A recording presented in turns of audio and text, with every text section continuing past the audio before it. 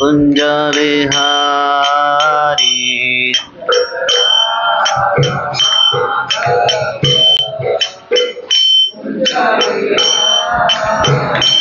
जय राधा माधव कुंज विहारी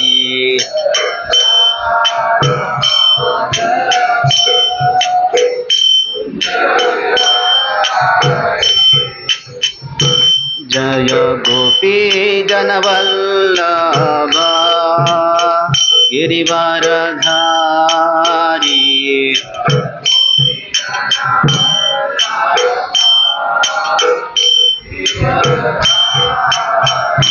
जय गोपी जनवल्लभ गिरिवरधारी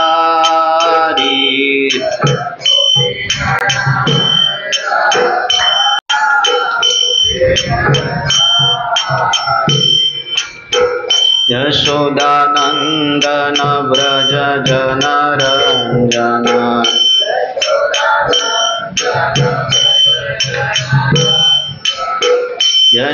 यशोदानंदन व्रज जनरंजन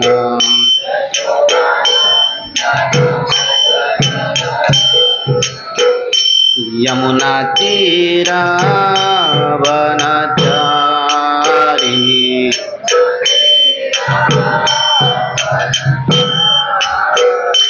यमुना तीरा वनचारी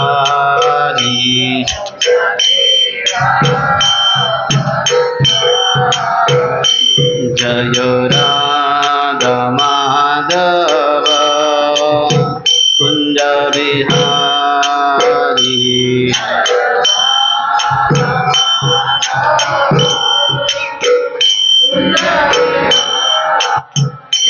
जय राधा माधव कुंज विहारी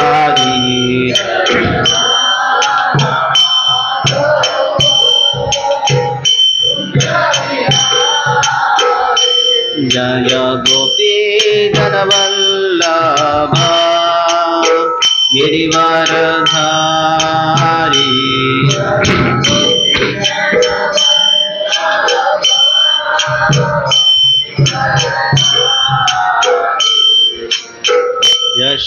यशोदानंदन व्रज जनरंजन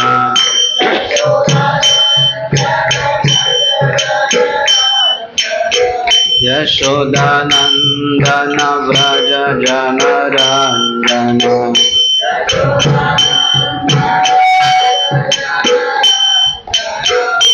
यमुना तीरा वनचारी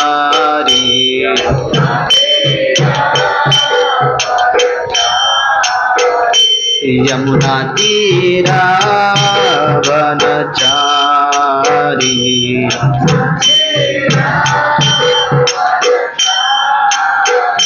जय राधा माधव कुंज विहारी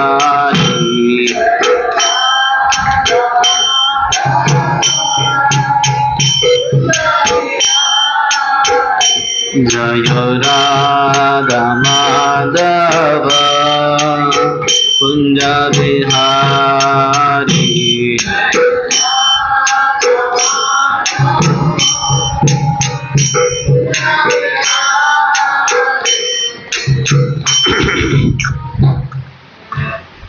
ओम नमो भगवते वासुदेवाय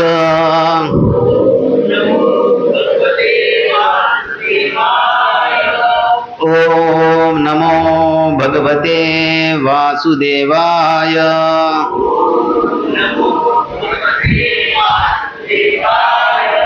ओम नमो भगवते वासुदेवाय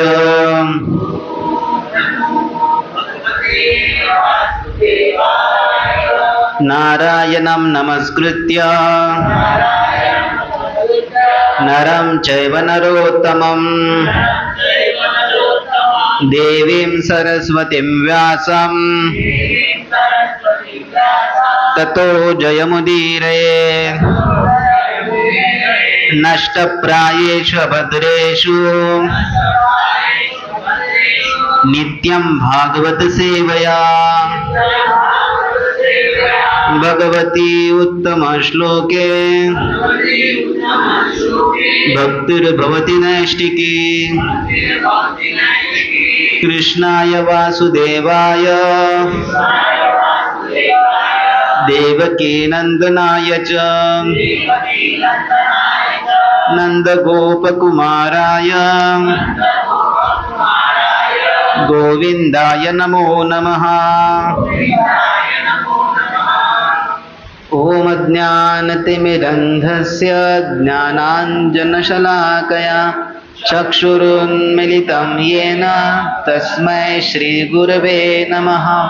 श्रीचैतन्यमनोभीष्टं स्थापितं येन भूतले स्वयं रूप कदा मह्यं ददाति स्वपदान्तिकं वन्देऽहं श्रीगुरो श्रीयुतापदकमलं श्रीगुरून् वैष्णवांश श्रीरूपं सागरजातं सगणरघुनाथान्वितं तं सजीवं साद्वैतं सावधूतं परिजनासहितं कृष्णचैतन्यदेवं श्रीराधा कृष्णपादान् सगणललिता श्रीविशाखान्वितं च। हे कृष्ण करुणा सिंधो दीनबंधो जगत्पते गोपेश गोपिका कांत राधा कांत नमोस्तुते। तप्त कांचन गौरांगी राधे वृंदावनेश्वरी वृषभानुसुते देवी प्रणमामि हरिप्रिये। वाञ्छाकल्पतरुभ्यश्च कृपा सिन्धुभ्येव च पतितानां पावनेभ्यो वैष्णवेभ्यो नमो नमः। नमः ॐ विष्णुपादाय कृष्णपृष्ठाय भूतले श्रीमते भक्तिवेदान्त स्वामिनिति नामिने। नमस्ते सरस्वती देवे गौरवाणी प्रचारिणे निर्विशेष शून्यवादी पाश्चात्य देशतारिणे। जय श्री कृष्ण चैतन्य प्रभु नित्यानंद श्री अद्वैत गदाधर श्रीवासादि गौर भक्त वृंद।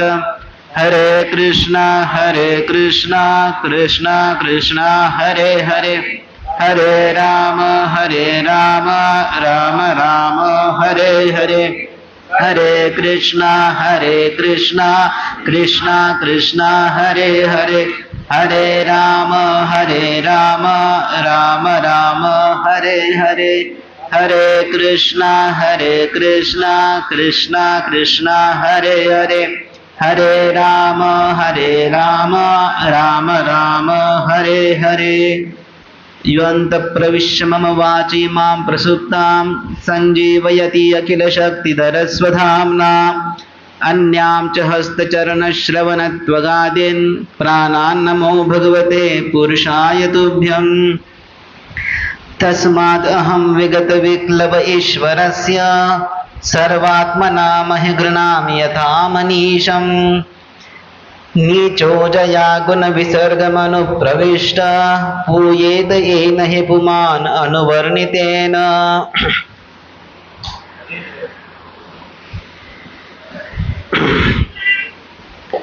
हरे कृष्णा।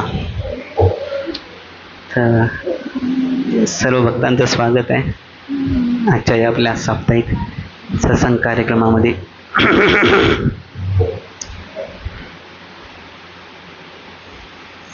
हरे कृष्ण हरे कृष्ण। माझा आवाज येत आहे सर्वांना?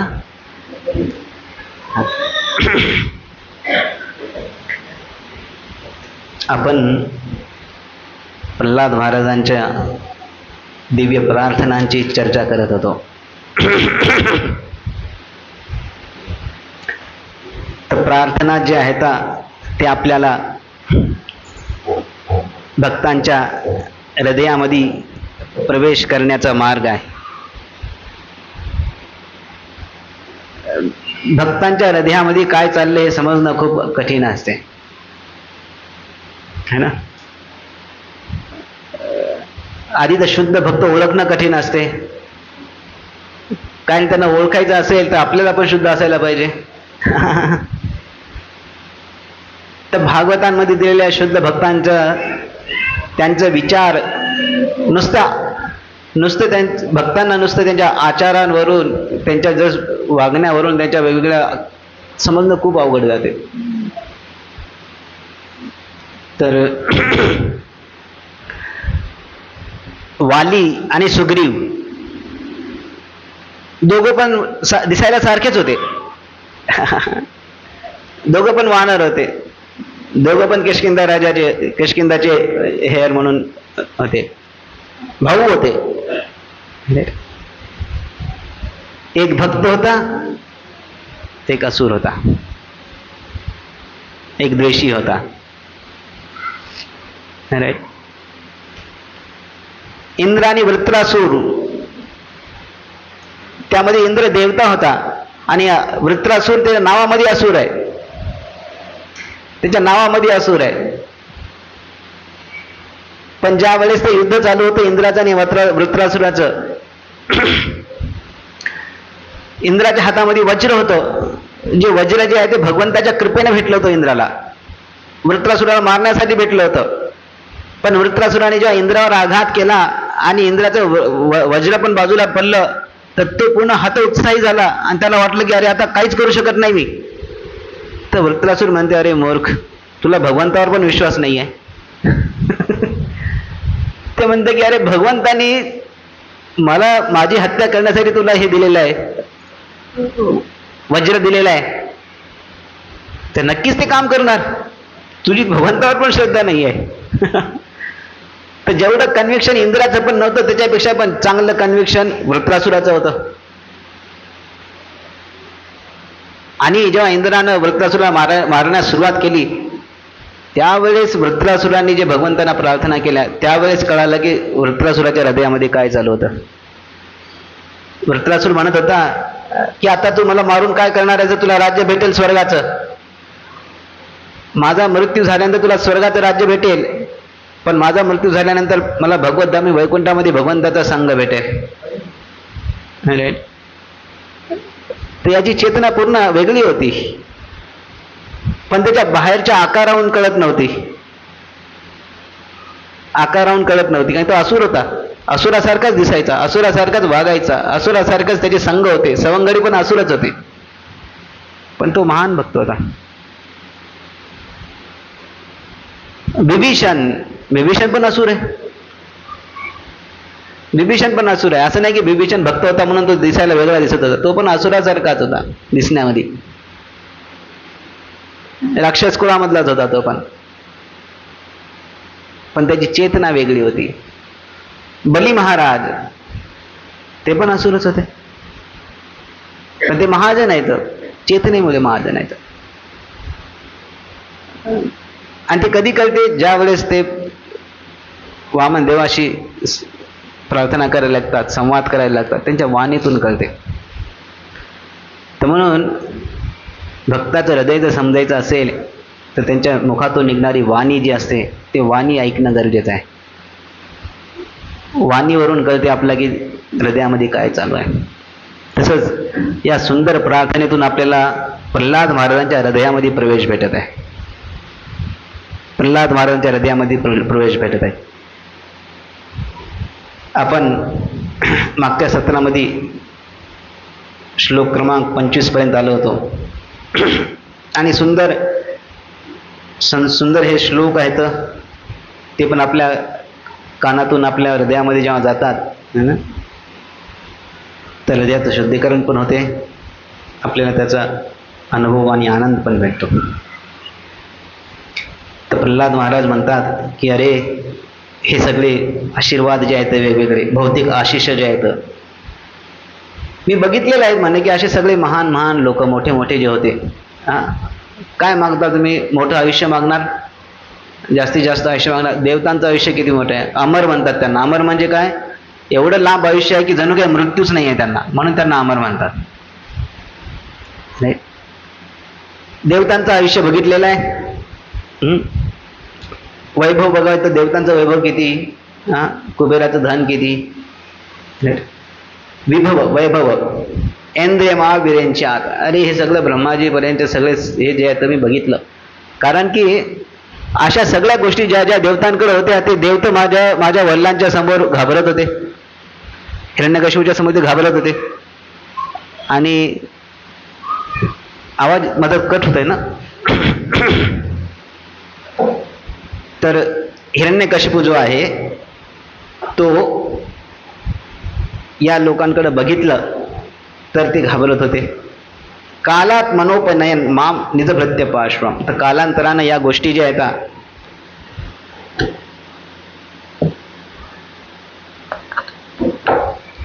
हरे कृष्ण, ते काळाच्या प्रभावामध्ये या गोष्टी तर सगळ्या नष्ट होतात. त्यामुळे मला या गोष्टींची बिलकुल अपेक्षा नाही आहे. कुत्र आशिष श्रुती सुखा, हे सगळे आशिष आहेत ना, आशीर्वाद आणि जे सुखाचा अनुभव आहे, सुखाची अभिलाषा आहे. श्रुती सुखा फक्त ऐकायला गोड असते, ऐकायला गोड असते. श्रुती सुख. मृगतृष्णे रूपा, जसं मृगजळ असते, मृगजळाच्या मागे लागले तर थोडीच मृगजळ भेटणार आहे, तसं सुख असं आहे. सुखाच्या मागे लागलं की सुख पुढे पुढे पळत राहते. सुखाच्या मागे लागणं सुख पुढे पुढे पळत राहते. आणि हे शरीर पण जे आहे याला रोग मंदिर म्हणतात. त्यामुळं आणि सुख भेटलं तरी एका मधमाशाच्या पोळ्यातून पडलेलं एखादा थेंबासारखं सुख भेटते. आता वाळवंटामध्ये एक थेंब पाणी भेटलं काय होणार आहे. जरी आपली सुखाची इच्छा जी आहे ती जणू काही वनव्यासारखी आहे, वनव्यासारखी, आणि त्या वनव्यामध्ये एक थेंब पाणी टाकलं तर काय ते वनवा थांबणार आहे का. उलट अजून इच्छा उत्पन्न होणार. तसं भौतिक सुखाचं आहे. भौतिक सुख एक कणभर भेटते, त्यांना संतुष्टी भेटायचे तर दूर, त्यांना अजून काय होते, अजून इच्छा जागृत होते. जसं अग्नीमध्ये जर तेल टाकलं तर अग्नी बंद होणार आहे का, तर त्यानं तो वाढणार ना ज्वाला. तर तसं हे सुखाचं काम करते. म्हणून या गोष्टी मला बिलकुल पाहिजे नाही. तर या गोष्टी मला बिलकुल पाहिजे नाही. तर ते म्हणतात की ॲक्च्युली हे खरी तुमची कृपा नाही आहे, तुम्ही माझ्यावर स्पेशल कृपा आधीच केलेली आहे. तर ते म्हणतात की क्वाहं रज प्रभव ईश तमोदिकेऽस्मिन् जातः सुरेतर कुले क्वतवानुकंपा न ब्रह्मणो न तु भवस्य न वैरमाया यन्मेर्पितः शिरसि पद्मकर प्रसाद. क्वाहं रज प्रभव ईश तमोदिकेऽस्मिन्. ते म्हणतात की अरे मी कोण आहे, मी तर एक असुर कुळामध्ये जन्म घेतलेला, माझा देह असुर शरीरामध्ये आहे मी, ज्याच्यामध्ये रजोगुण आणि तमोगुण भरून आहे. आणि रजोगुण तमोगुण म्हणजे काय, काम आणि लोभ, म्हणजे काम वासना आणि लोभ याने माझं भरलेलं आहे सगळं. पण तरी तुमची किती कृपा माझ्यावर. भगवंतांनी काय केलं, जेव्हा नरसिंह भगवान तिथं होते, प्रल्हाद महाराजांनी दंडवत मारलं. दंडवत मारल्यानंतर नरसिंह भगवंतांनी त्यांच्या डोक्यावर हात ठेवला. तर ते म्हणतात की अरे ही जी कृपा केली ते तुम्ही ना ब्रह्माजीला केली, काही सगळ्यांना प्रार्थना केली तर फक्त असं केलं, कोणाला हात ठेवला नाही डोक्यावर. आशीर्वाद देतात तर भगवंत फक्त हात दाखवितात किंवा तथच त्यांचं दर्शनच तेच दुर्लभ आहे. तर म्हणतात की ब्रह्माजीला पण हे सौभाग्य भेटलेलं नाही, हा प्रसाद भेटलेला नाही, हा आशीर्वाद भेटलेला नाही आहे.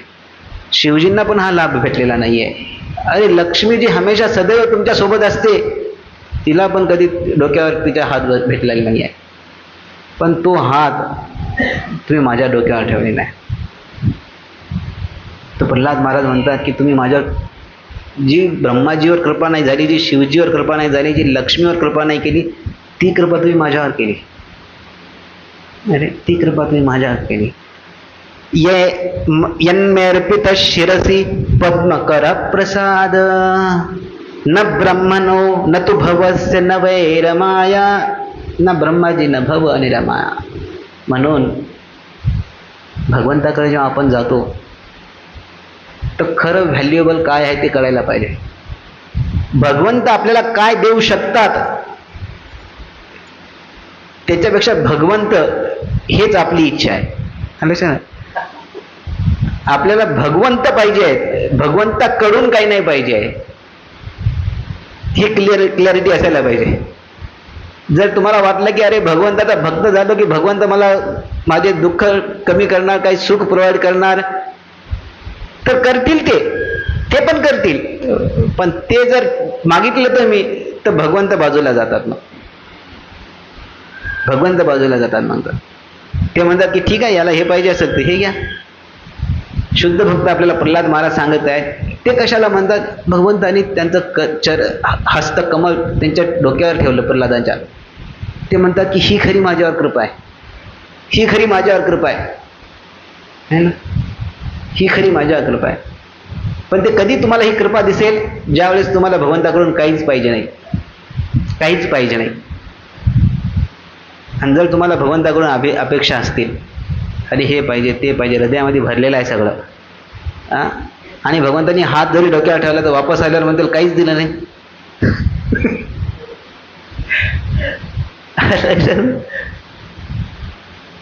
तुम्हाला चल भगवंतांनी काहीच दिलं नाही.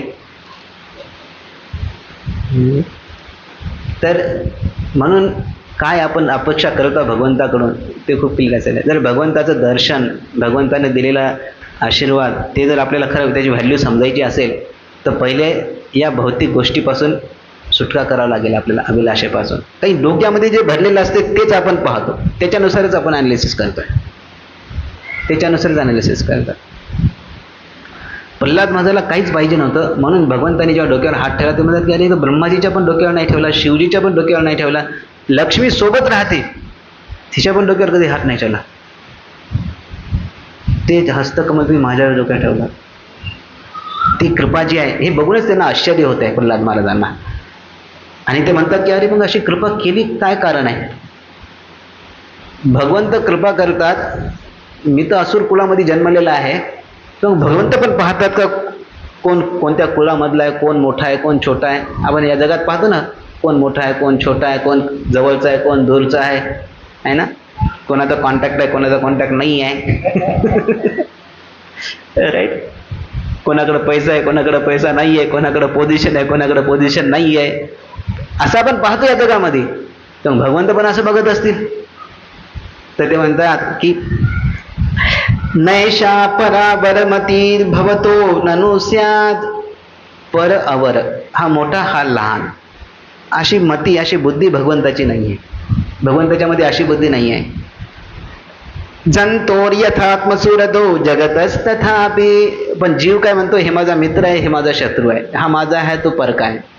पण भगवंतासाठी ती बुद्धीच नाही भगवंतामध्ये की हा आपलं परक. मग भगवंत मग आता म्हणणार ना, जर तशी बुद्धी नाही आहे तर तुम्ही माझ्या डोक्यावर हात ठेवला, दुसऱ्याच्या तर नाही ठेवला. तर ते म्हणतात की चांगलं आहे. हे जे वाक्य आहे सगळ्या भक्तांसाठी खूप इम्पॉर्टंट आहे. भगवंत कशा प्रकारे कृपा करतात ते सांगत आहे प्रल्हाद महाराज. समसेवया सुरतरोर इवते प्रसाद सेवान रूप मुदयो न परावरत्वम. जसं स्वर्गांमध्ये कल्पवृक्ष आहे, तर कल्पवृक्षाला जो कोणी त्यांच्याकडे येतो त्याच्यामध्ये भेदभाव नाही करत कल्पवृक्ष. कल्पवृक्ष म्हणजे जे काही मागल ते पुरविणारा, त्याला कल्पवृक्ष म्हणतात. असे वृक्ष आहेत. तर तो कल्पवृक्ष आहे, तो भेद करत नाही कोण त्याच्याकडे आला. पण ज्या कोणी त्याच्याकडे आला त्याला जे भेटणार ते कोणावर अवलंबून आहे? जो व्यक्ती येतो त्याच्यावर अवलंबून आहे. तो ज्याची इच्छा करेल त्यानुसार, जसा तो कल्पवृक्षाचा आदर करेल, जसा कल्पवृक्षाची सेवा करेल, पूजा करेल, त्यानुसार जसा अप्रोच करेल त्यानुसार त्याला फळ भेटणार, है ना. त्यानुसार त्याला फळ भेटणार.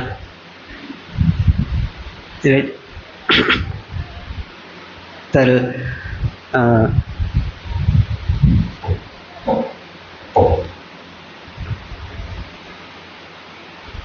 त्यानुसार त्याला फळ भेटणार. समसेवया सुरतोरोर इवते प्रसाद. तर भगवंत कशी कृपा करतात? सेवानुरूप मुदयो. भगवंताला कोणामध्ये काही फरक नाही आहे, पण जो कोणी भगवंताची सेवा करतो जशी सेवा करतो, जेवढी सेवा करतो, जेवढ्या प्रेमानं करतो, त्यानुसार भगवंत आदान प्रदान करतात. ये यथा माम प्रपद्यन्ते ताम तथैव भजामि अहम, हा भगवंताचा नियम आहे. भगवंत म्हणतात की कोणी माझा शत्रू नाही, कोणी माझा मित्र नाही आहे, पण जशा प्रकारे ते माझ्याकडे येतात त्या प्रकारे मी त्यांच्याशी आदान प्रदान करतो. कोणी म्हणेल ना, अरे तुम्ही भक्तांवरच का कृपा करता, ते जे जे जशा प्रकारे माझ्याकडे येतात त्या प्रकारे मी, तुम्ही जर शत्रू म्हणून आले तर मी शत्रू म्हणून तुमच्याशी वागणार, तुम्ही जर माझ्याकडून शत्रू म्हणून आले तर मी तुमच्यासाठी शत्रू म्हणून राहणार, तुम्ही जर माझ्यासाठी एथिस्ट असाल तर मी तुमच्यासाठी पण एथिस्ट असेल. जसं आपण अप्रोच करू तसं भगवंत आपल्यासोबत व्यवहार करतात, तसं आपल्यासोबत व्यवहार करतात. तर भगवंताचा प्रसाद कृपा प्राप्त करायची असेल तर काय, सेवानुरूप मुदयो, जशी आपण सेवा करू तशी भगवंताची कृपा आपण प्राप्त करू. म्हणजे बॉल आपल्या कोर्टमध्ये आहे, आपल्या साईडला भगवंतानी बॉल टाकलेला आहे, तुम्ही ठरवा कसं करायचं ते. माझा तर प्रिन्सिपल क्लिअर आहे, ये यथा माम भजन्ते, जे जशी माझी सेवा करतात, जशा प्रकारे करतात त्यानुसार मी त्यांच्याशी आदान प्रदान करतो. राईट. समसेवया सुरतरोर इवते प्रसाद सेवानुरूप मदयो न परावरत्वम.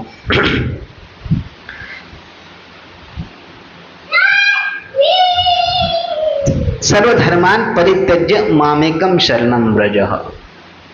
भगवंत म्हणतात की तुम्ही जर सगळ्या बाकी आश्रयांचा त्याग केला आणि फक्त माझं एकाचं शरण घेतलं तर भगवंत पण तुमच्यासाठी सगळ्या गोष्टींचा त्याग करून तुमचं शरण घेतात, तुमच्यासाठी येतात. तर गोपीज जे आहेत, गोपीज भगवंत गोपीजला म्हणे की माझा नियम आहे की जे जसं प्रेम करते त्यानुसार मी आदान प्रदान करतो, पण तुमचं जे प्रेम आहे त्याच्याबद्दल मी त्याचं आदान प्रदान पण करू शकत नाही म्हणे. का तर म्हणे की तुमचं जे प्रेम आहे ते पूर्ण तुमच्यासाठी मी एकटाच आहे, पण माझ्यासाठी सगळे भक्त आहेत. तुमचं सगळं प्रेम एक केंद्रित आहे, पण माझं प्रेम सगळ्यांमध्ये डिवायडेड आहे. त्यामुळे तुम्ही माझ्यासाठी पूर्ण शरणागत झाले तर मी तुमच्या पूर्ण शरणागत होऊ शकत नाही. म्हणून म्हणतात की तुम्ही तुमच्या प्रेमाने संतुष्ट राहा. पण आपल्यासाठी भगवंताची जर कृपा प्राप्त करायची असेल तर आपण भगवंताची सेवा जशी करू तशी भगवंताची कृपा प्राप्त होते. कोणी असं म्हणू शकत नाही मी भगवंताचा भक्त आहे ना, भगवंताचं नामस्मरण करतो, भगवंताची कथा ऐकत नाही, भगवंताची सेवा करत नाही, तेव्हा भगवंत पण शांत रसामध्ये मग आहे ना. भक्ती पण शांत रसामध्ये असते. शांत रसामध्ये काय, भगवंत आहे तर तिथं मी तिथं आहे, भगवंत खुश मी खुश. भगवंत आपल्याला डिस्टर्ब करत नाही तर आपण भगवंताला डिस्टर्ब करत. शांत रस, राईट, याला शांत रस म्हणतात. अशी जर भक्ती असेल तर आपल्याला शांत रस भेटेल. पण ऍक्च्युअल भक्ती चालू होती दास्य रसापासून. ऍक्च्युअल प्रेम रस्ती दास्य रसापासून जरा, ज्याच्यामध्ये सेवा आहे, ऍक्टिव्ह सेवा आहे, ज्याच्यामध्ये भगवंताला काहीतरी करणे, त्याच्यासाठी आपण काहीतरी कार्यरत आहोत, सगळे इंद्रिय आपण भगवंताच्या सेवेमध्ये राहतो, त्याच्यापासून ऍक्च्युअल सेवा चालू होते. बाकी सर्व याच्यामध्ये सेवा आहे. दास्यमध्ये सेवा आहे, साख्यामध्ये सेवा आहे, वात्सल्यमध्ये सेवा आहे, माधुर्यामध्ये सेवा आहे, सगळ्यांमध्ये सेवा आहे. फक्त शांत रसामध्ये सेवा नाही. म्हणून जर आपल्याला, आणि भगवंत सगळ्यांना आदान प्रदान करतात जसं आपल्याला पाहिजे तसं है ना. जर आपण सेवा करू तर अजून जवळीक राहणार, नाहीतर मग आपण दूरचे मेहमान भगवंताचे. तर सेवानुरूप मुदयो.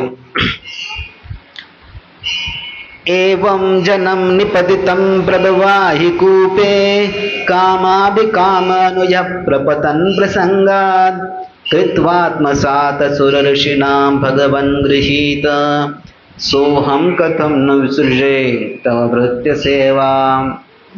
तर ते म्हणे की अरे भगवंताची सेवा जशी करू आपण तसं भगवंत आपल्याशी आदान प्रदान करतात. तर लगेच त्यांच्या मनात आलं की अरे प्रल्हाद महाराज म्हणत आहेत की माझी सेवा करण्याची इच्छा करत आहेत ते भगवंताचे. तर लगेच प्रल्हाद महाराजांच्या डोक्यामध्ये आलं की अरे मला भगवंताचं आता दर्शन होत आहे, भगवंत समोर मला आलेले आहे, तर भगवंताने माझी रक्षा केलेली आहे. ती कशामुळं केलेली आहे, माझ्या सेवेमुळं नाही आहे, माझ्या भक्तीमुळं नाही आहे.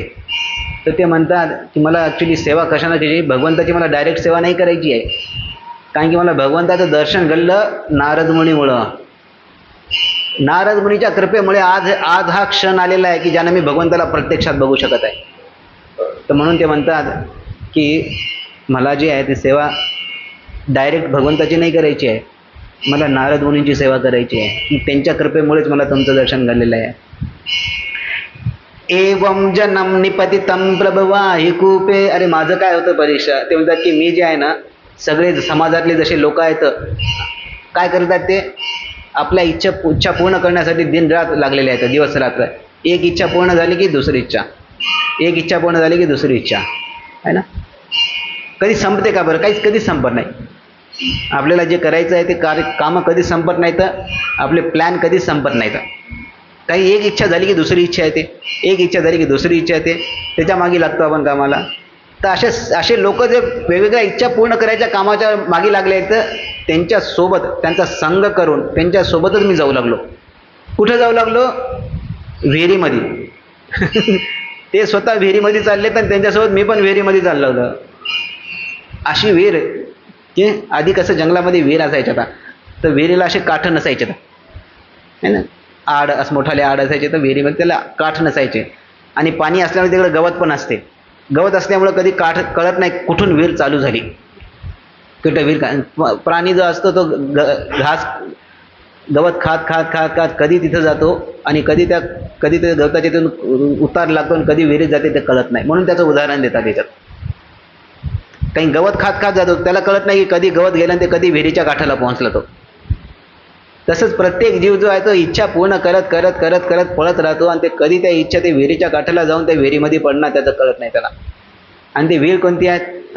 तर विहीर जी आहे एक तर अंधकूप. अंध म्हणजे एकदम जास्त खोल असेल ना, अंधार असतो विहिरीमध्ये, बघितलं ना, एकदम खोलीमध्ये अंधार असतो विहिरीमध्ये. तर अशी त्याचं खालचं हेच दिसत नाही आहे. नुसतंच नाही आहे तर त्या विहिरीमध्ये साप आहेत. वेगवेगळ्या सापानं भरलेली विहीर आहे. तो म्हणजे अंधकूपम.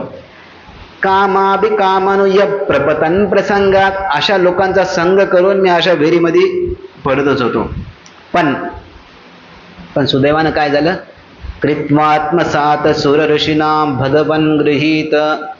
पण नारद मुनी जे आहेत त्यांनी समूह माझा स्वीकार केला. ते म्हणतात की समूह नारद मुनीनं माझा स्वीकार केला. कृत्वात्मसात.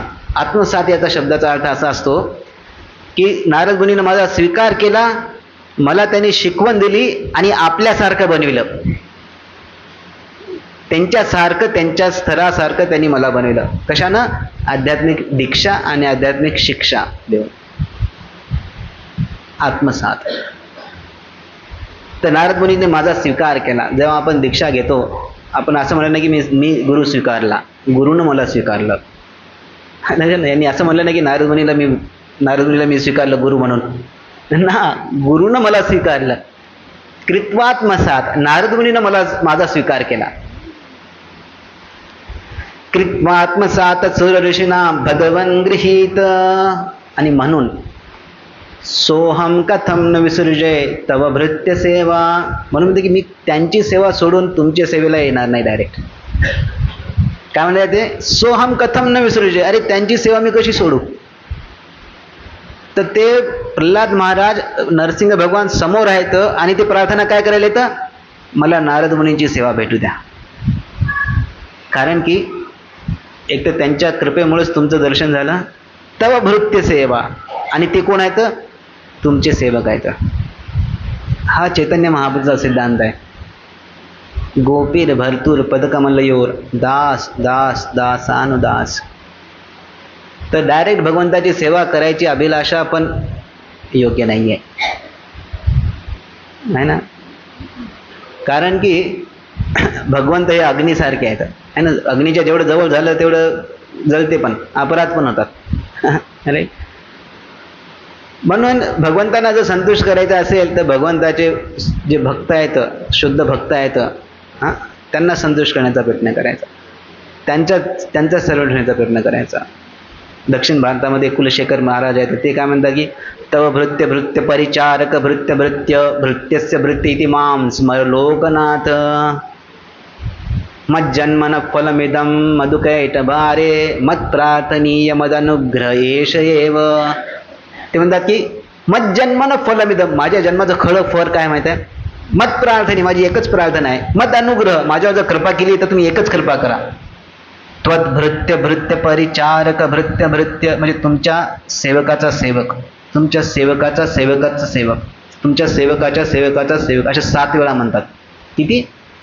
7 वेळा. तत् भृत्य भृत्य परिचारक भृत्य भृत्य भृत्यस्य भृत्य इति मां स्मर लोकनाथ. तरी हा आपला सिद्धांत आहे. कारण की भगवंत म्हणतात की जे म्हणतात की माझे भक्त आहेत ते खरे माझे भक्तच नाहीत, माझ्या भक्तांचे जे भक्त आहेत ते खरे माझे भक्त आहेत, असे भगवंत म्हणतात. राईट. तर बरेच जण म्हणतात की अरे गुरु कशाला पाहिजे, कशाला टीचर्स पाहिजेत, कशाला आध्यात्मिक टीचर पाहिजेत, डायरेक्ट भगवंताशी कनेक्शन. ते मधला हे आहेत म्हणतात दलाल. राईट. काही आपल्या जगामध्ये अनुभव तसा आहे. मधलं म्हटलं की मधलं कमिशन असते ना, कुठे मधला व्यक्ती आला की मधला कमिशन घेतो, म्हणून आपला मधला व्यक्ती नाही पाहिजे.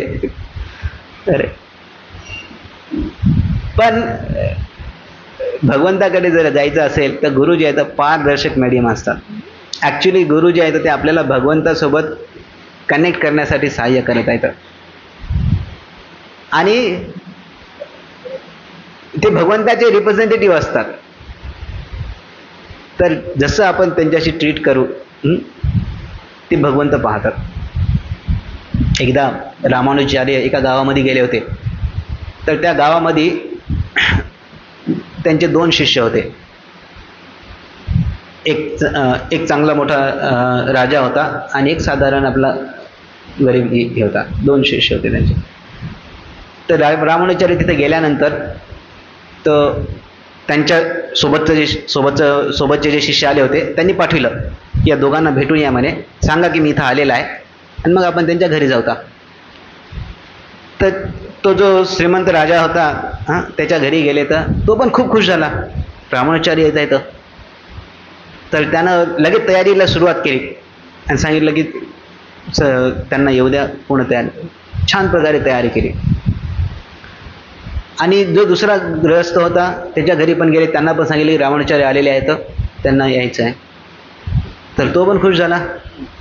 त्यांनी जे आले होते त्यांचा पाहुणचार केला, त्यांना बसविलं आणि वापस पाठविलं. तर रामानुजाचार्यांनी आल्यानंतर विचारलं. तर रामानुजाचार्य शिष्याने सांगितलं की आम्ही दोघांना पण गेलो, दोघांना पण सांगितलं.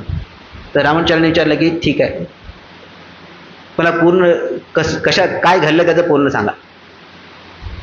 तर जे श्रीमंत जो शिष्य होता त्यांचा राजाचा मुलगा, राजघराण्याचा जो शिष्य होता, तर तो रामानुजाचार्य आले म्हणून खूप खुश झाला. पण जे त्यांचे शिष्य पाठविले होते त्यांना काहीच पाहुणचार नाही केला, त्यांचं काहीच स्वागत नाही केलं. ते आले तर बातमी दिले तर गेलेत निघून. आणि हा जो साधारण जो गरीब त्यांचा ग्रस्त होता त्यानं त्या दोघांना आलेलं बघूनच तो म्हणे की रामानुजाचार्यांचे शिष्य आलेले आहेत, त्यांचा पाहुणचार केला, त्यांचं स्वागत केलं. तर रामानुजाचार्य म्हणे की आपण याच्याकडे जाऊता, कारण की त्याने तुमचा आदर केला. कारण की ते कोण होते? रामानुजाचे रिप्रेझेंटेटिव्ह होते. तसं भगवंताचा स्वभाव आहे, तसा भगवंताचा स्वभाव आहे. तर ते म्हणतात की सोहम कथम न विसर्जत तव भृत्य सेवा. तर चैतन्य महाप्रभूचा हा सिद्धांत आहे ना. तर काही जण म्हणतात की प्रभुपाद शेवटचे गुरु है ना. इस्कॉनमध्ये पण आहे फिलॉसॉफी आली ना, तर प्रभुपाद शेवटचे गुरु. आणि आपली इच्छा असायला पाहिजे की त्यांचे शिष्य अशा शेवटच्या शिष्याचा आपण दीक्षा घ्यावी. त्याला तर म्हणतात दास दासानुदास दासानुदास. हा लक्षात ना. अर्थ काय दासानुदासाचा? म्हणजे जेवढे भगवंतानी आपल्यामध्ये जेवढे दास असतील तेवढे चांगलं, याचा अर्थ तो आहे ना. जेवढे आपल्या आणि भगवंतामध्ये जास्त दास तेवढं चांगलं, तेवढं सेफ. राईट. तर याचा पर्पट पण खूप सुंदर आहे. भगवंताकडे तरी प्रल्हाद महाराजांनी हे वरदान स्वीकारण्यास नकार दिला. उलट पक्षी त्यांनी भगवंताकडे अशी याचना केली, हे भगवान, मला तुमचे सेवक नारद मुनी यांची सेवा करू द्या. ही याचना म्हणजे शुद्ध भक्ताचे एक लक्षण आहे.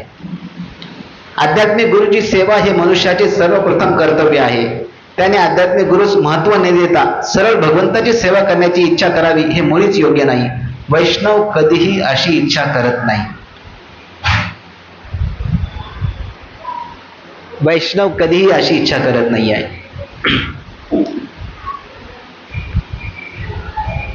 यस्य प्रसादात भगवत प्रसाद. माझ्या गुरुदेवांनी माझ्यावर कृपा केली आणि मला तुमचे प्रत्यक्ष दर्शन घेण्यास पात्र केले. असे असताना मी कशी काय त्यांची सेवा त्यागून शकतो? आपल्या हातून नारद मुनींची अखंड सेवा घडावी अशी प्रल्हाद महाराजांनी भगवंताकडे प्रार्थना केली. त्यानंतर ते म्हणतात, आता जे भगवंतांनी माझी रक्षा केली तर कशामुळे केली? मत प्राण रक्षण मनंत पितुर्वधश्च मन्ये स्वभृत्य ऋषी वाक्यमृतं विधातुम खड्गम प्रग्रह्य यदवोचद सद्विधेत्सु त्वामीश्वरो मदपरो अवतुकम हरामी. ते म्हणे की माझे जे वडील आहेत हिरण्यकशिपू, हातामध्ये तलवार घेतली आणि म्हणे की मी सोडून कोणता भगवंत असेल, कोणता देव असेल, तर तुझा जो कोणी देव असेल, माझ्या सोडून कोणी भगवान असेल तर येऊ दे तुझी रक्षा करायला. आता मी तुझं डोकं वेगळं करतो. असं म्हणून त्यानं हातात तलवार घेतली आणि प्रल्हादाला मारण्यासाठी गेला. तर त्यावेळेस माझ्या प्राणाची रक्षा केली तुम्ही आणि माझे वडील हिरण्यकशिपू त्यांचा वध केला. कशामुळे हे केलं? कारण की नारद मुनी म्हणले तर म्हणून. ऋषी वाक्य मृतम विधातुम. नारद मुनीचे वाक्य सत्य करण्यासाठी भगवंतांनी केलं. प्रल्हादाचं रक्षण आणि हिरण्यकशिपूचा वध कोणासाठी केला? म्हणे प्रल्हाद महाराज म्हणून झाले की मी मोठा भक्त आहे म्हणून माझी तुम्ही रक्षा केली. ते म्हणून झाले की तुम्ही भक्त वत्सला, भक्ताचं रक्षण करता म्हणून माझी रक्षा केली. नाही, तुम्ही भक्त वत्सला, तुम्ही भक्ताची रक्षा करता, पण कशाची रक्षा केली तुम्ही? नारद मुनीच्या शब्दाची रक्षा केली. नारद मुनीनं वचन दिलं होतं कोणाला? कयाधूला. कयाधू जी होती, कयाधू जेव्हा पोटामध्ये कयाधूच्या गर्भामध्ये प्रल्हाद महाराज होते, इंद्र आले तर इंद्राला वाटलं की हिरण्यकशिपू तपस्या करत आहे, त्याचा हा मुलगा आहे, त्याला आधीच मारून टाकू द्या, काय पूजा हा दुसरा बनेल, दुसरा हिरण्यकशिपू बनेल. तर कयाधूला घेऊन जावं लागले. कयाधू घाबरली होती. तर नारद मुनी गेले तर इंद्राला म्हणे की अरे याच्या पोटामधला जो मुलगा आहे तो भक्त आहे चांगला, त्यामुळे त्याला सोडून दे. तर नारद मुनीनं कयाधूला आपल्या आश्रमामध्ये आणलं आणि जो पण हिरण्यकशिपू तिकडे तपस्या करत होता, कयाधू नारद मुनीच्या आश्रमामध्ये होती. तर कयाधू खूप घाबरली होती. तर तिनं मग नारद मुनीला एक वर मागितला, म्हणे की माझ्या मुलाची जी आहे, गर्भातल्या मुलाची त्याची रक्षा हमेशा. तर नारद मुनी म्हणे की हो, सर्व परिस्थितीमध्ये त्याची रक्षा होईल शत्रूंपासून.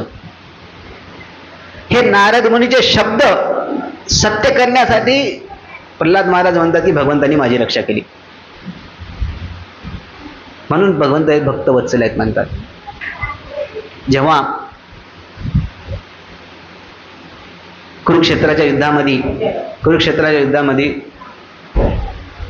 दुर्योधन भीष्माकडे गेला आणि म्हणे की ना, तुम्ही जे आहात मनाने युद्ध करतच झाले, तुमची जर इच्छा असतील तर पांडवाला एका दिवसामध्ये मारू शकता, पण तुम्हाला मारायचीच इच्छा नाही आहे, तुम्ही फक्त ढोंग करत आहात युद्धाचं.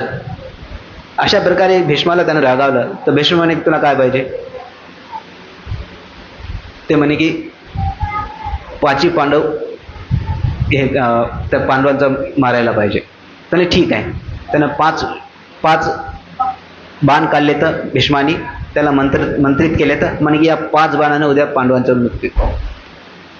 तर दुर्योधन तर खुश झाला, पण त्याला वाटलं यांचं मन अजून उद्या पलटलं तर भीष्माचं मन उद्या पलटलं तर 5 बाण सोबत ठेवलेत, म्हणे माझ्याजवळ ठेवा, उद्या देतो मी तुम्हाला. तर 5 बाण घेऊन गेला आपल्या ह्याच्यामध्ये, टेंटमध्ये गेला आपल्या. तिकडं भगवंत विचार करायला लागले की अरे काय करायचं. त्याने अर्जुनाला उठविलं म्हणे की असं असं भीष्मानं बाण दिलेले आहेत, उद्या पांडवाला मारण्यासाठी. तर काय करायचं? उद्या बघूता. अर्जुन म्हणे उद्या बघूता, आज रात्री काय. तर भगवंत म्हणे तू जा दुर्योधनाकडे, काय की दुर्योधनाला ज्या वेळेस गंधर्वानी पकडलं होतं त्यावेळेस तू त्याला सोडून आणलं होतं. तर ते म्हणे त्यावेळेस म्हणे तुला काय पाहिजे, राज्य पाहिजे तर देतो. तर त्यावेळेस आपण काहीच मागितलं नाही, तर आता जाऊन ते बाण मागून आण. तर कृष्णानं अर्जुनाला पाठवलं दुर्योधनाकडं, आणि रात्रीच्या वेळेस अर्जुन गेला दुर्योधनाकडे आणि दुर्योधना म्हणे की मला पाहिजे तुझ्याकडून. तर तो खुश झाला, काय पाहिजे तुला, राज्य पाहिजे, देऊन टाकतो मी आता. तर राज्य नाही पाहिजे, जे 5 बाण दिले तर ते 5 बाण पाहिजे. तर दुर्योधनचं चक्कर आले, याला कुठून कळाले 5 बाण. त्यावेळेस एकच महाभारतामध्ये एका क्षणामध्ये येते की तिथं फक्त दुर्योधन विचार करतो की ते कदाचित कृष्ण खरंच भगवान आहेत वाटते. त्याला एका वेळेस शंका येते पूर्ण महाभारतामध्ये. बस ते 5 बाण दिले. तर आता दुसऱ्या दिवशी भीष्म येते आणि ते दुर्योधनाला म्हणतात 5 बाण दे. तर दुर्योधन म्हणते मी दिले अर्जुनाला. तर भीष्माला लगे कळालं की हे कोण केलं, कृष्णाने केलं. तर त्यावेळेस भीष्म प्रतिज्ञा घेतात, ते म्हणतात की आजच्या युद्धामध्ये एक तर अर्जुन मरेल, नाहीतर कृष्णाला हत्यार घेणं आहे, शस्त्र घेणं आहे. कृष्णाचं वचन होतं की मी शस्त्र घेणार नाही. तर मग त्या विचारात भीष्मानं एका दिवसामध्ये अक्षोणी लोक सैन्य मारलं आणि अर्जुन पण हतप्रभ झाला होता. तर शेवटी अर्जुन जो आहे भीष्माला मारण्याचा प्रयत्न करत होता, त्यांना पण शक्य होत नव्हतं. तर भगवंत एवढे रागावले तर त्यांनी याच्यातून उतरले, तर रथावरून उतरले तर आणि चाक घेतलं आणि भीष्माला मारायला गेले. जसं भीष्माला मारायला गेले, भीष्मानं हत्यार ठेवले खाली. म्हणजे हेच तर पाहिजे तुम्हाला. राईट.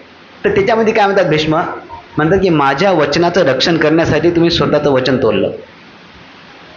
कारण भीष्माचं वचन होतं ना, भगवंत हत्यार उचलतील नाही तर अर्जुनाचा वध. तर माझ्या वचनाचं रक्षण करण्यासाठी भगवंतांनी हत्यार उचललं, स्वतःचं वचन तोडलं. अरे कारण की भगवंत जे आहेत आपल्या वचनापेक्षा पण भक्ताचं वचन पकडून ठेवतात. म्हणून भगवद्गीतेमध्ये भगवंत म्हणतात की कौंतेय प्रतिजानी नमे भक्त प्रणशती. हे कौंतेय, हे अर्जुना, सगळ्या जगाला सांगा की माझ्या भक्ताचा कधी नाश होत नाही. तर अर्जुन म्हणते तुम्हीच सांगा, है ना, मला कशाला सांगा, तुम्हीच सांगा सगळ्यांना की माझ्या भक्ताचा नाश होत नाही. तर भगवंत म्हणतात की माझं काही गॅरंटी नाही, मी आज बदलेल, उद्या अजून बदलून टाकेल. आज म्हणेल एक, उद्या मी दुसरं म्हणेल. काही स्वराट आहे ना भगवंत. पण तू सगळ्यांना सांग, है ना. दौंडी असते ना, दौंडी, ते ढोल वाजवत आधी असायची, तर अशी ढोल घेऊन सगळीकडे दौंडी पेटव की नमे भक्त प्रणशती, माझ्या भक्ताचा कधी नाश होत नाहीये. कारण की तू जर सांगशील तर तुझं वचन मी 100% सत्य करेल, तुझं वचन मी 100% सत्य करेल. हे भगवंताचं आहे. तर मग इथून प्रल्हाद महाराज म्हणतात की माझं रक्षण जे आहे कशासाठी केलं, नारद मुनीचं वचन सत्य करण्यासाठी. तर नारद मुनीचं वचन सिद्ध करण्यासाठी. तर आचार्य सांगतात की अरे निजभृत्य भाषितम सत्यम विधातो निजभृत्य भाषितम. अजून एका श्लोकामध्ये येते की भगवंत जे आहे आपल्या भक्ताचं वचन सिद्ध करण्यासाठी अवतार घेतला नरसिंह भगवंताचा. तर तो भक्त कोणता, याच्यावर आचार्य चर्चा करत आहेत. ते एक तर प्रल्हाद आहे ना. प्रल्हाद म्हणला होता हिरण्यकशिपूला, हिरण्यकशिपूने विचारलं की भगवंत कुठं आहेत, तर प्रल्हाद म्हणे सगळीकडे आहेत. प्रल्हाद म्हणे सगळीकडे आहेत. त्याने विचारलं या खांबामध्ये आहेत का, प्रल्हाद म्हणे या खांबामध्ये आहे. प्रल्हादानं वचन दिलं की या खांबामध्ये भगवंत आहेत, म्हणून त्या खांबामधून भगवंत आले. प्रल्हादाचं वचन सत्य करण्यासाठी भगवंताने अवतार घेतला. दुसरं कोण, नारद मुनी. प्रल्हाद म्हणतात मी नाही, नारद मुनी आहे. नारद मुनीने वचन दिलं होतं कयाधूला, त्यामुळे भगवंत आले. तर तिसरं कोण, ब्रह्माजी. ब्रह्माजी म्हणले होते की हिरण्यकशिपूचा जो वध आहे ना, पशून व्हायचा ना मनुष्यानं व्हायचा, ना जमिनीवर ना आकाशामध्ये, ना आत ना बाहेर, ना दिवसा ना रात्री, 1000 गोष्टी सांगितल्या. त्यांचं वचन सत्य करण्यासाठी भगवंताने अवतार घेतला. कशासाठी घेतला अवतार, ब्रह्माजीनं वचन दिलं ना, ब्रह्माजी माझे शुद्ध भक्त आहेत, तर ब्रह्माजीचं वचन सत्य करण्यासाठी मी नरसिंह भगवंताचा अवतार घेतला. ते पण नाही, चतुष्कुमार जे होते हां, 4 कुमार जेव्हा वैकुंठामध्ये जात होते तर जय विजय जे होते तर जय विजयाने त्यांना अडविलं. तर अडविल्यानंतर चतुष कुमार जे आहेत ते रागावलेत आणि ते म्हणे की अरे हे दोघं जे आहेत ना वैकुंठामध्ये राहायच्या लायकीचे नाही आहेत, जाऊन खाली राक्षस व्हावं. आणि भगवंत त्यांचा उद्धार करते. तर चतुष्कुमारांनी वचन सांगितलं की यांचा उद्धार भगवंत करणार, म्हणून भगवंत आले त्यांचा उद्धार करायला.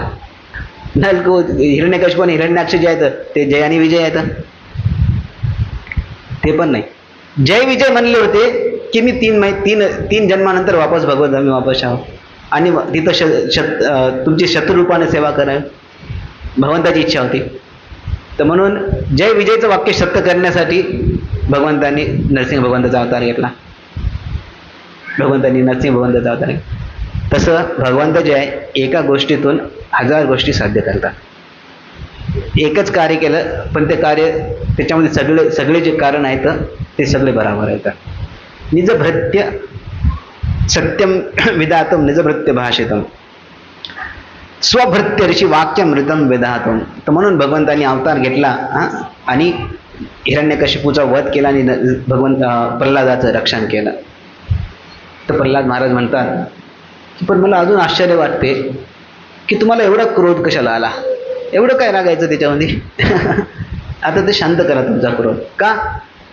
कारण की तुमची महानता बघा आणि हा हिरण्यकशिपू त्याच्यासमोर आहे काय. तर आता भगवंताचं ग्रेटनेस आणि पॉवर्स विश्वाच्या संबंधामध्ये त्यांचा संबंध कसं विश्व भगवंत जे आहेत भगवंताचं एक रूप विश्वरूप आहे. त्या विश्वरूपामध्ये सगळंच काही समावलेलं आहे. जे काही दिसते जे काही नाही दिसते सगळंच काही भगवंताच्या विश्वरूपामध्ये आहे आणि ते भगवंताचं रूप असल्यामुळे भगवंतापासून अभिन्न आहे.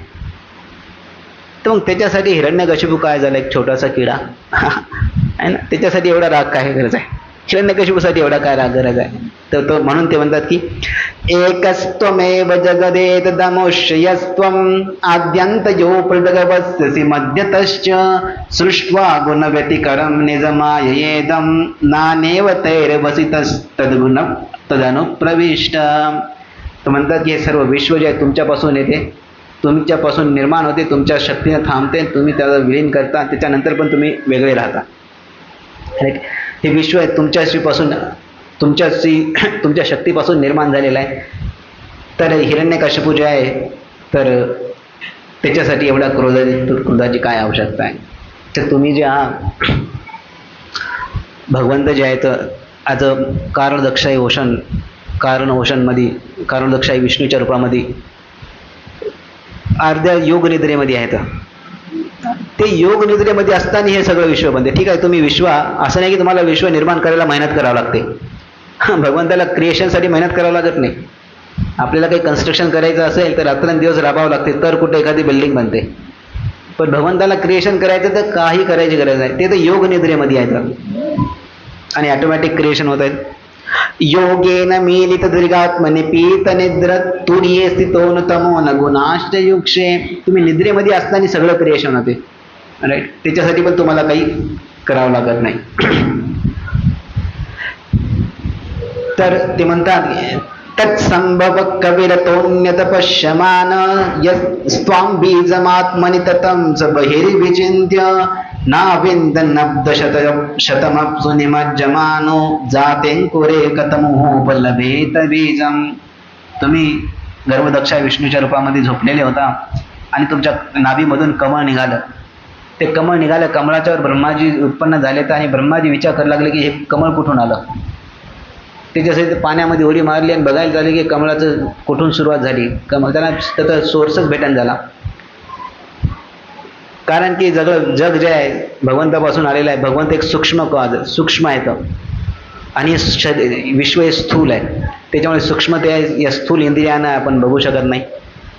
त्याला भगवंत दिसले नाही तर ब्रह्माजीला भगवंत तिथंच होते पण ब्रह्माजीला भगवंत दिसलेत का? नाही दिसले. तर ज्यावेळेस ब्रह्माजी त्या कमळावर बसून भगवंताला संतुष्ट करण्यासाठी तपस्या केली, त्या भगवंताने त्याला मंत्र दिला तप. त्यानं जेव्हा ब्रह्माजीने तपस्या केली त्या सेवेनं भगवंत संतुष्ट झाले आणि भगवंताने दर्शन दिलं. त्यावेळेस ते भगवंतांना बघू शकले. म्हणजे आपल्या मेहनतीनं आपण भगवंतांना बघू शकत नाही, तर सेवानुरूप मोदयो, जशी आपण भगवंताची सेवा करून संतुष्ट करू तर मग आपण भगवंताला बघू शकतो. कालेन तीव्र तपसा परिशुद्ध भाव, ब्रह्माजी त्या याच्यावर बसलेत आणि बराच काळ तपस्या केली. त्या तपस्येने त्यांचं अंतःकरण शुद्ध झालं आणि त्या शुद्ध अंतःकरणानं नंतर भगवंताचं दर्शन झालं. पहिले प्युरिफिकेशन, पहिले शुद्धीकरण होते आणि नंतर भगवंत येतात, नंतर भगवंताचं दर्शन होतं आहे ना. जर म्हणत असेल की अरे भगवंत मला लगे भेटावं, मला का भगवंत दिसन झाले, तर पहिले आपल्याला शुद्धीकरण म्हणजे बाकी अजून आहे ना. शुद्धीकरण पूर्ण झाल्यानंतर आपण भगवंताला बघू शकतो. मग त्यांना काय दिसलं, एवं सहस्त्र बदनांग्रे शिर करोरु नासाद्य कर्णनयना भरणायुधाड्य, सहस्त्र शीर्षा पुरुषम, ज्याला हजारो मस्तक आहेत, हजारो हात आहेत, अशा त्या महाविष्णूचं त्यांचं दर्शन त्यांना झालं. तर मग त्यावेळेस प्रल्हाद महाराज आता म्हणतात की आता भगवंताच्या क्रिएशनचं वर्णन केलं त्यांनी, आता भगवंताच्या सुंदर आदान प्रदानांचं आणि लीलांचं वर्णन करत आहेत. त्यावेळेस भगवंतांनी ब्रह्माजीची निर्मिती झाल्यानंतर त्यावेळेसच सुरुवातीलाच वेदाचं एका वेळेस ब्रह्माजीचे वेद जे होते ते वेदाचं चोरी केली, तर कोणं केली तर मधुकैटभ. त्यावेळेस हयशीर्ष हयग्रीव अवतार झाला भगवंताचा. हयग्रीव म्हणजे ज्यांचं डोकं जे आहे घोड्याचं डोकं, त्या हयग्रीव अवतार. तर भगवंतानी हयग्रीव अवतार घेतला आणि त्याचं मधुकैटभाचा वध केला आणि वेदांचं रक्षण केलं आणि ब्रह्माजीचं रक्षण केलं. त्यानंतर भगवंतांनी अशा प्रकारे बरेच अवतार घेतले. तर इत्थम न तेलियकर्षी देव दशा अवतारे, भगवंतांनी मनुष्याचा अवतार घेतला. कोणतं मनुष्यामध्ये कोण अवतार घेतले, तर मनुष्यामध्ये अवतार भगवंताचं नाव काय, रामचंद्र. कृष्ण पण मनुष्य याच्यामध्ये आले. तर अजून तिर्यक प्राण्यांमध्ये कोणता अवतार घेतला, वराह अवतार, वराहदेव प्राण्यांमध्ये घेतला. नृतिर्यक ऋषी म्हणून कोणता अवतार घेतला, परशुराम. परशुराम हे ऋषी म्हणून आलेले. कपिल देव हे ऋषी म्हणून आले. तर दत्तात्रय हे ऋषी म्हणून आहेत. ऋषी झष म्हणजे ॲक्वॅटिक्स म्हणजे जलचर म्हणून कोणता घेतला, मत्स्यावतार आणि कुर्मावतार. नृतिर्यक ऋषी देव दशावतारे लोकान विभावयसी हम जगत प्रतीपान. या सगळ्या अवतारामध्ये तुम्ही जन्म घेता, लोकांचं रक्षण करता आणि दुष्टांचा संहार करता. धर्मम महापुरुष पासयुगा नवृत्तम, आणि धर्माचं रक्षण करता. छन्न कलो यद भव स्त्रियोगत सत्वम, पण तुम्ही कलियुगामध्ये छन्न रूपामध्ये येतास. म्हणजे कलियुगामध्ये तुम्ही अवतार घेता पण स्वतःला आवृत्त करून घेता, सांगत नाही लोकांना की अवतार आहे म्हणून तुम्हाला त्रियुगी म्हणतात. तर हे एक रेफरन्स आहे चैतन्य महाप्रभूबद्दल. चैतन्य महाप्रभू हे कलियुगातले अवतार आहेत आणि छन्न अवतार आहेत. काही कलियुगामध्ये अवतार म्हणणे नुसतं कल्की येणार म्हणलं तर आजपासून कल्की चालू झाली तर आहे ना. कल्की तर कलियुगाच्या नंतर येणार आहे, पण आजपासूनच कल्की चालू झाली तर म्हणून कलियुगामध्ये अवतार म्हणलं तर किती येतील माहीत नाही. म्हणून भगवंत पण कलियुगामध्ये आल्यानंतर स्वतःला अवतार म्हणून ॲडव्हर्टाईज नाही करत, भक्त रूपामध्ये येतात आणि कशा प्रकारे हरिनाम संकीर्तन करून त्यांना सगळ्यांना घेऊन जायचा प्रयत्न करतात. म्हणून कलियुगातील अवतार जे आहेत त्यांची जर सेवा करायची असेल तर सर्वांनी काय करायला पाहिजे, भगवंताचे नामस्मरण करायला पाहिजे. हरे कृष्णा कृष्णा कृष्णा हरे हरे, हरे राम राम राम हरे. छन्न कलो, कलियुगामध्ये पण अवतार आहे. कलाव अपि तथा शृणो, पण कलियुगामध्ये अवतार जे आहेत ते काय करतात, कृष्णवर्णम तुषा कृष्णम सांगोपागास्त्र पार्षदम यज्ञे संकीर्तन प्राय यजंती सुमेधसा.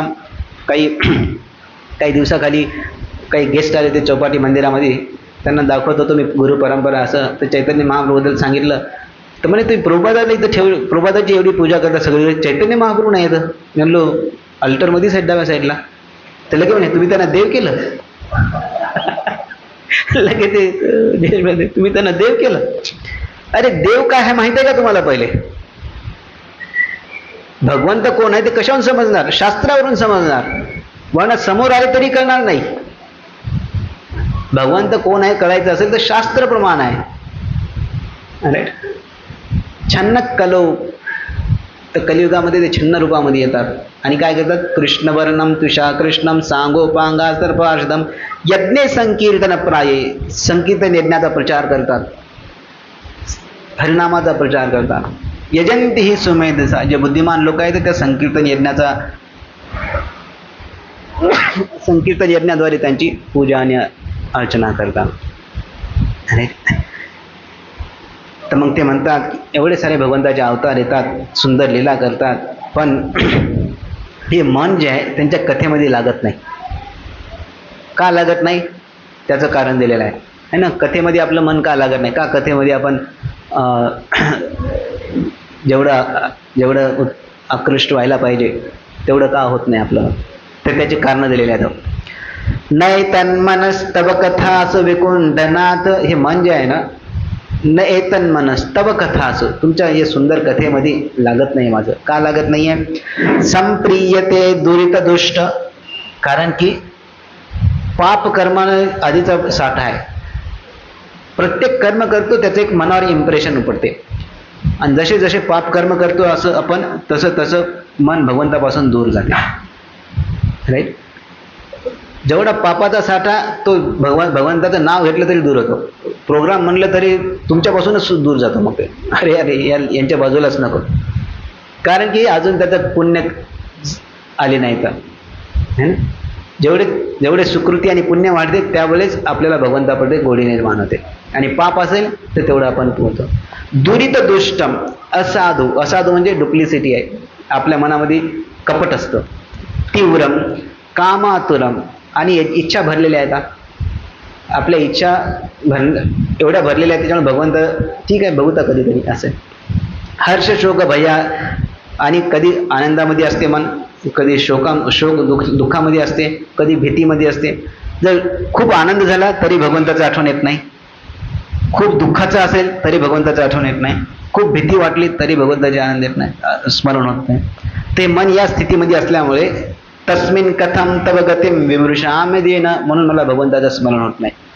पाप कर्म, खूप सारे इच्छा, कपटपणा, त्यानंतर खूप आनंद, खूप दुःख किंवा भीती, या कारण हे जर आपल्या मनामध्ये असेल, मनाची स्थिती अशी असेल तर कथेमध्ये तुम्हाला कधी आनंद आणि रुची येणार नाही आहे. सगळे अवयव जे आहेत ते म्हणतात की जर कोणाला 5 पत्न्या असतील तर कसं होईल त्याचं? कोणी म्हणेल इकडं चल, कोणी म्हणते तिकडं चल, हे पाहिजे ते पाहिजे, त्याची हालत कशी होईल? तर ते म्हणतात की माझी हालत तशी आहे म्हणे. हे सगळे इंद्रिय जे आहेत ते प्रत्येक इंद्रिय आपापली डिमांड करते. हा ना, जिभेला खायला चांगलं पाहिजे, डोळ्याला बघायला चांगलं पाहिजे, कानाला ऐकायला चांगलं पाहिजे, आणि सगळ्यांच्या डिमांड पुरविण्यामध्ये माझी हालत आहे त्या नवऱ्यासारखी झाली ज्यांना 5 बायका येतात. तर एवं स्वकर्म पतितं भववैतरण्याम अन्योन्य जन्म मरणाशन भीतम पश्यम जनम सुपर विग्रह वैरमैत्रम हंतेति पारचर पिप्रहि मूढ माध्यम. तर ते म्हणतात की अशा लोकांचं तुम्ही मात्र त्यांचा उद्धार करू शकता, आणि ते करण्यासाठी तुम्ही समर्थ आहात. त्याच्यासाठी तुम्हाला जास्त प्रयास करायची गरज नाही आहे. को अन्वत्रते अखिल गुरु भगवन प्रयास, अरे यांचा उद्धार करण्यासाठी तुम्हाला जास्त प्रयास करायची गरज नाही आहे. उत्तारणेस्य भवसंभव लोप हेतो मूढे शिवू महद अनुग्रहार्थ बंधू. अरे मोठ्या व्यक्तीचं लक्षणच असते की जे पतित असतात त्यांना सहाय्य करणं, त्यांना मदत करणं.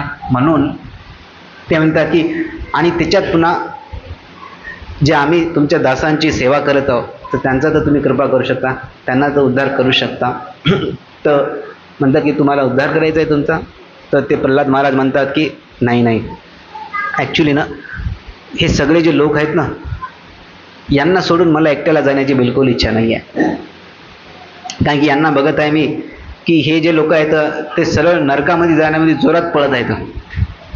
तर म्हणतात की सगळे जे भक्त आहेत, भक्त म्हणण्यापेक्षा जे योगी मेगी आहेत, ते काय करतात, स्वतःच मुक्ती पाहण्यासाठी हिमालयामध्ये जातात, तपस्या करतात आणि स्वतःची एकट्याचा उद्धार होण्यासाठी प्रयत्न करतात. ते म्हणतात की मला तसं नाही बनायचं. प्रायेण देव मुनयस्व विमुक्ती कामा.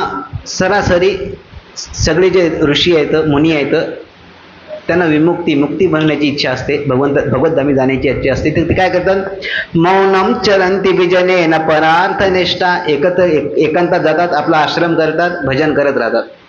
मौनम न परार्थ निष्ठा. दुसऱ्यांशी त्यांना काही पडलं नाही, आपलं भजन आणि आपला उद्धार हेच त्यांच्या डोक्यात असते. नैतान विहाय कल्पना विमुक्षो एको. पण मी या सगळ्या लोकांना सोडून एकटं भगवतधामी जाण्याची मला इच्छा नाही आहे. न विमुक्षो एको. एकट्याला मुक्ती करण्याची इच्छा नाही आहे. नान्यम त्वदस्य शरणम भ्रमतोनुपश्ये. कारण की मला पक्क कळालं आहे की तुमचं शरण घेतल्यानंतरच सर्वांचा उद्धार होऊ शकतो. म्हणून ते म्हणतात की मी या सगळ्यांना सोडून जाणार नाही. आणि हे प्रचारकाचं हृदय असते, है ना. भक्त जो असतो तो हा विचार करता की प्रभुपाद जे आहेत वृंदावनामध्ये होते, त्यांना काय प्रॉब्लेम होता. वृंदावनामध्ये होते, सगळेजण लोक सगळं सोडून वृंदावनामध्ये जातात शेवटच्या क्षणासाठी. कशासाठी, देह वृंदावनामध्ये सोडलं तर भगवतधामी जातो म्हणून.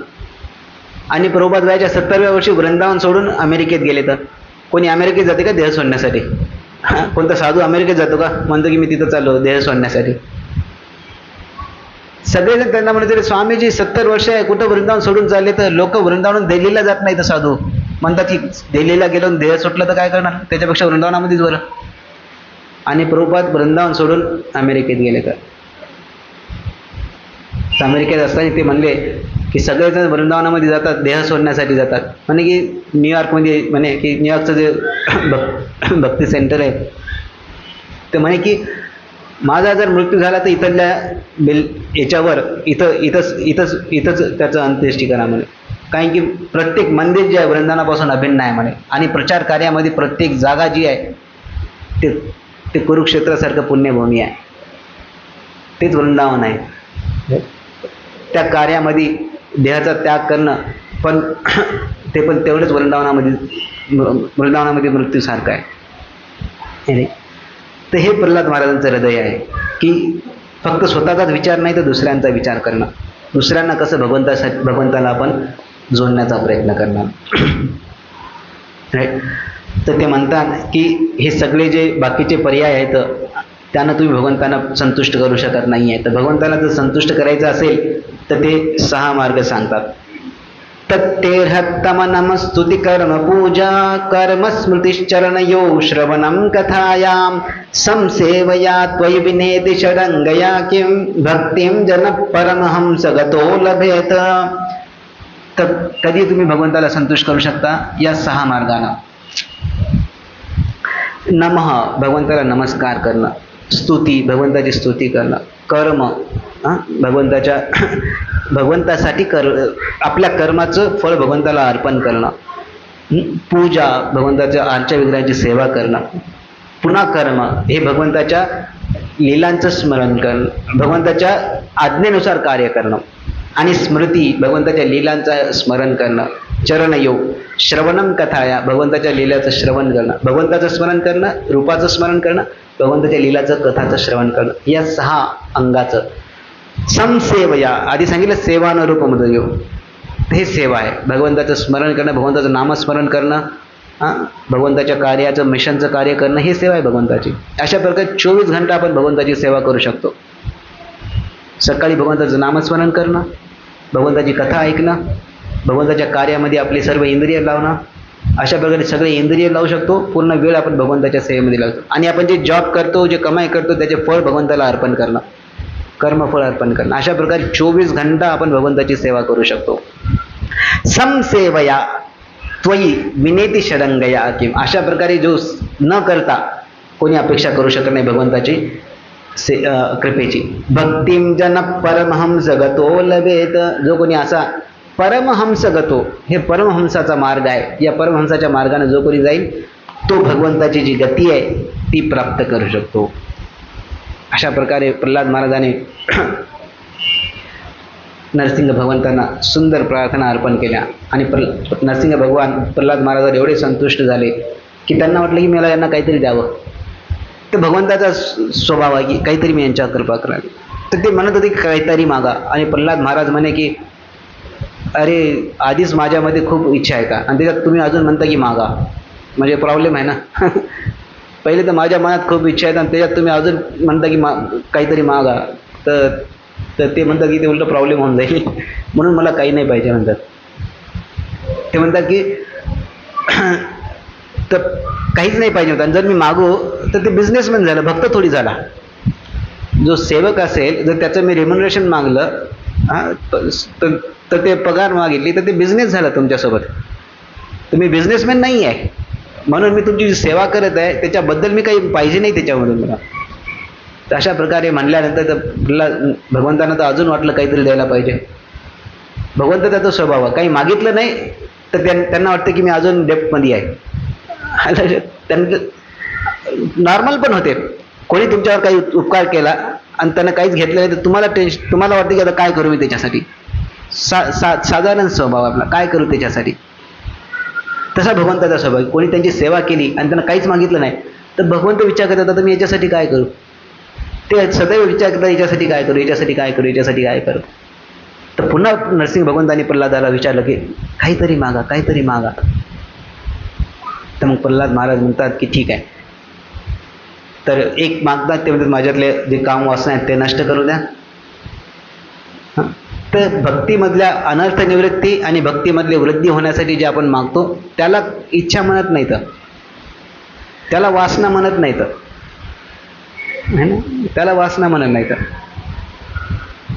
ते तर भक्ती, ते तर त्या ज्या इच्छा आहेत त्या आपल्या शाश्वत इच्छा आहेत, ते आत्म्याच्या लेवलच्या इच्छा आहेत. शरीर आणि मनाच्या स्तराच्या, आत्म्याच्या स्तराच्या इच्छा आहेत. तर दुसऱ्या इच्छा म्हणतात की ठीक आहे हिरण्यकशिपू जो आहे त्याचा उद्धार करा. तर भगवंत म्हणतात की त्याचा तर काय 21 पिढ्यांचा उद्धार, जो कोणी माझा भक्त बनेल त्याच्या 21 पिढ्यांचा उद्धार. 14 पिढ्या आधीच्या, 7 पिढ्या पुढच्या, अशा 21 पिढ्यांचा उद्धार प्रल्हाद महाराजांनी सर्वांसाठी लिहून घेतला. म्हणून आपण जर भक्ती करू तर आपले आई वडील आजोबा पंजोबा, आपले मुलं, आपले नातेवाईक, आपण आपल्या भक्तीनं त्यांचं सगळ्यांचं भलं करत आहोत. ध्रुव महाराज छान भक्त झाले, आईनं काहीच केलं नाही, आईनं काहीच केलं नाही. तर ध्रुव महाराज जायच्या आधी आईला घेऊन गेले ते वैकुंठात. राईट. प्रल्हाद महाराज प्रभुपाद त्या तात्पर्यामध्ये लिहितात